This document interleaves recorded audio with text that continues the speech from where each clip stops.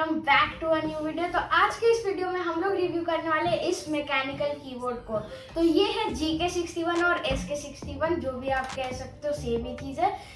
SK61 जो कि आता है स्काई लूम की तरफ से या फिर स्काई लॉन्ग। तो ये कीबोर्ड एक मैकेनिकल कीबोर्ड है और मैंने जो ऑर्डर किया ये वाइट कलर है प्लस ऑप्टिकल येलो स्विचेस। सो ये भाई बहुत ही सही कीबोर्ड है और मैं इसके लिए बहुत दिनों से एक्साइटेड था। So without wasting any more time, let's do it's unboxing. You want a problem, little bitch, I ain't involved. Everything that we talk about still left unresolved. So guys let's start with unboxing. तो इसकी box काफ़ी अच्छी मिलती है। यहाँ पे आपको sky loom की ब्रांडिंग मिल जाती है और कोई सील नहीं है ऐसे और यहाँ पे, और ये लगा हुआ है and there you go. So this is the keyboard और यहाँ पे आपको एक पहले ही एक मैनुअल मिल जाता है, जैसे यहाँ पे लिखा हुआ है GK61 SK61 बहुत कुछ। और ये रहा हमारा मेन कीबोर्ड। सो कुछ ऐसे ओपन हो जाएगा ये and this is our keyboard. तो अभी मैं इसे इसका पील करता हूँ, बट उससे पहले हम लोग और इनबॉक्स कंटेंट्स की बात करें तो यहाँ पे आपको इसके साथ एक काफ़ी अच्छा ब्रेडेड सिल्वर कलर का केबल मिल जाता है, जो कि काफ़ी अच्छा लुक है। और मैंने वाइट ऑर्डर किया वैसे, क्योंकि वो मेरे सेटअप के साथ मैच कर रहा था। और ये पक्का इजेक्टर टूल वगैरह होगा, पेन वगैरह। हाँ, तो ये की कैप्स रिमूवर है और ये कीज़ को ही रिमूव कर देता है, स्विचेस को रिमूव कर देता है। तो बॉक्स में इतना ही था। This is our keyboard. So इसके साउंड काफ़ी सेटिस्फाइंग है। So that's it for unboxing. तो गाइस GK61 जो कीबोर्ड है ये बेसिकली एक ब्रांड टाइप का है, मतलब डिफरेंट कंपनीज इसे मैन्युफैक्चर करते हैं। जैसे मैंने जो मंगाया ये ईपो मेकर स्काई लूम का है, एक HK गेमिंग भी बनाते हैं, तो काफ़ी सारे। तो जो मैंने मंगाया है इसमें आपको 4 स्विचेस के ऑप्शन मिल जाते हैं। एक है गेटरन ऑप्टिकल येलो अगर आप SK61 लेते हो तो, जो मैंने लिया है, और गेटरन ऑप्टिकल रेड और एंड गेटरन ऑप्टिकल ब्राउन भी आपको मिल जाता है। तो ये स्काई लूम वाले बस 4 ही बनाते हो ऑप्टिकल स्विचेस में। और इसका एक मैकेनिकल वेरिएंट भी आता है जिसे आप लोग GK61 के नाम से जानते हो, और उसमें बहुत ही सारे स्विचेस है जो कि आप जाके वेबसाइट में चेक कर सकते हो, लिंक इन द डिस्क्रिप्शन। अब जो मैंने येलो स्विचेस लिए ये पर्सनली मैं बता रहा हूँ बहुत ही फास्टेस्ट स्विच है, लाइक ये वर्ल्ड के one of the fastest switches में आता है, क्योंकि आप इसे हल्का सा बस इतने सेंसिटिव होते हैं, हल्का क्लिक भी, मतलब क्लिक होगा भी नहीं, बस टच भी करते हो ना ऑलमोस्ट, तो ये क्लिक रजिस्टर कर लेता है। तो ये गेमिंग के लिए बहुत ही प्लस पॉइंट है। जैसे पहले मैं वो ओटेमू ब्लू स्विचेस यूज करता था और उसमें मतलब आपको एक क्लिक देना पड़ता था तभी रजिस्टर होता है, बट अब ब्लू से येलो में आने के बाद ये एकदम स्लाइट क्लिक से भी बहुत ही ज्यादा रजिस्टर कर लेता है। तो ये कोई इशू नहीं है, इनफैक्ट ये बहुत ही ज्यादा एडवांटेज है। जैसे कितने FPS गेम्स के लिए लाइक फोर्टनाइट एंड ऑल, तो उनमें ये कीबोर्ड काफी अच्छा परफॉर्म कर लेता है। और फोर्टनाइट कम्युनिटी में तो ऐसे भी ये कीबोर्ड काफी ज्यादा फेमस है। तो अब बात करते हैं इसके की कैप्स की। तो इस पे 2 की कैप्स आते हैं, ABS की कैप्स जो कि मेरे, और PVT की कैप्स। बेसिकली ABS से लाइट ज्यादा RGB का इफेक्ट आता है और PVT से नहीं आता, बट PVT में आपको काफी सारे डिफरेंट कलर्स मिल जाते हैं की कैप्स के। तो ABS की कैप्स पे भी 2 कलर आते हैं, व्हाइट जो कि मैंने लिया और ब्लैक। तो ये आप अपने हिसाब से चूज कर सकते हो। मेरे सेटअप में व्हाइट मैच कर रहा था इसलिए मैंने व्हाइट लिया। सो गाइस अगर इसकी साउंड की बात करें तो साउंड काफ़ी अच्छी है, मतलब आप सुन सकते हो। स्पेस बार कुछ ऐसा साउंड करता है, एंटर की ऐसा, शिफ्ट की ऐसा, W A S D। तो काफ़ी मतलब स्मूथ सा साउंड है और जब आप इसे क्लिक भी करते हो तो ये काफ़ी ज़्यादा स्मूथ लगने वाला है आपको।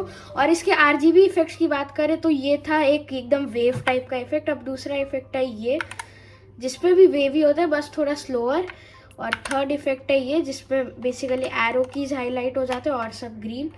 एंड एक है कंप्लीट वाइट। और आप भी इसमें अपने इफेक्ट्स भी बना सकते हो। ये एकदम ग्लोइंग टाइप का हो गया, ब्रीथिंग इफेक्ट। और आप इसमें अपने इफेक्ट्स भी बना सकते हो इसका ऐप यूज़ करके, जो कि काफ़ी अच्छी बात है। मतलब आप अपने RGB इफेक्ट्स बना सकते हो इस कीबोर्ड के साथ। मैंने भी अपने बहुत से बना रखे हैं। और इसकी बिल्ड क्वालिटी भी काफ़ी अच्छी है, मतलब आप वो नहीं कह सकते कि ये प्लास्टिक है तो ये कहीं से भी ऐसे फोल्ड होने वाले। मैं बहुत ही ज़्यादा स्ट्रेंथ लगा के भी कर रहा हूँ, बट स्टिल ये थोड़ा सा भी नहीं प्रेस हो रहा, बहुत ही हार्ड क्वालिटी है। और अगर अब मैं इसे डिस्कनेक्ट भी कर देता हूँ तो ये क्लीनिंग के लिए काफ़ी ईजी है। मतलब वायर आपके सेटअप सेटअप में रहेगा, आपने जितना भी केबल मैनेजमेंट किया है।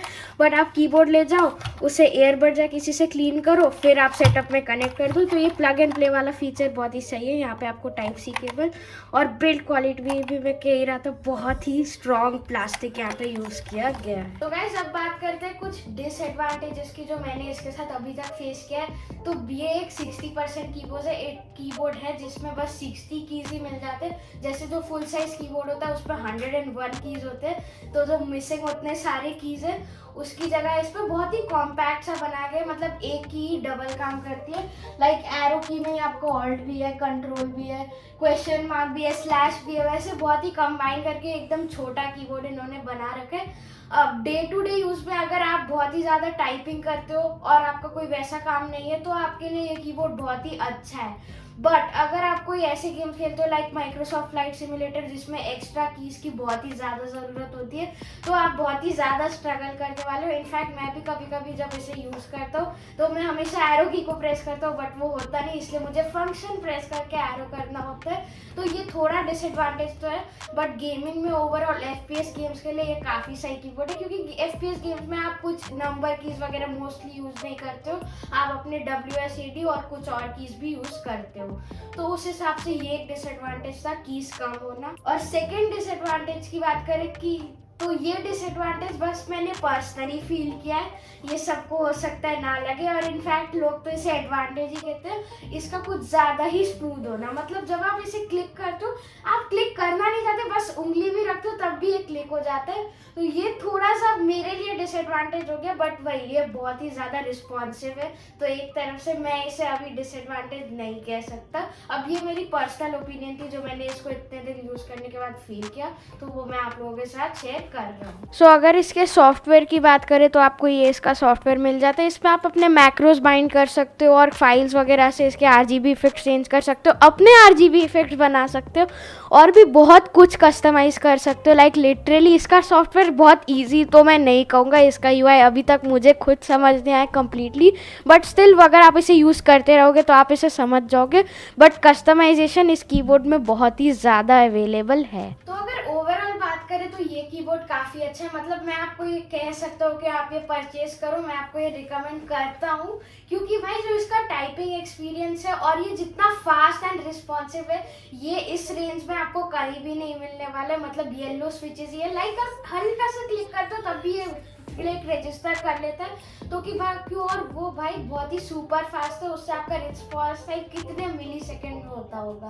तो हाँ, ये डेफिनेटली अच्छा कीबोर्ड है। जो डिसएडवांटेजेस थे वो मैं आपको इसके बता चुका हूँ, और अगर आपके लिए वो डिसएडवांटेजेस उतने बड़े इश्यूज नहीं है तब तो आप डेफिनेटली ये जाके परचेज कर सकते हो। बट अभी इंडिया में स्टॉक से रिलेटेड इश्यूज होने के कारण अमेजोन में इसका प्राइस अराउंड 15 से 20,000 तक पहुँच गया, जबकि जनरली इसका कॉस्ट रहता है 5,000 तक।